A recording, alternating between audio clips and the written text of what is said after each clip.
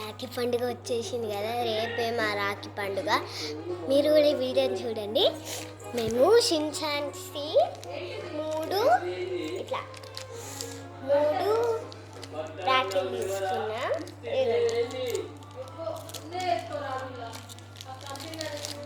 ఇదిగండి 3 రాఖీలు,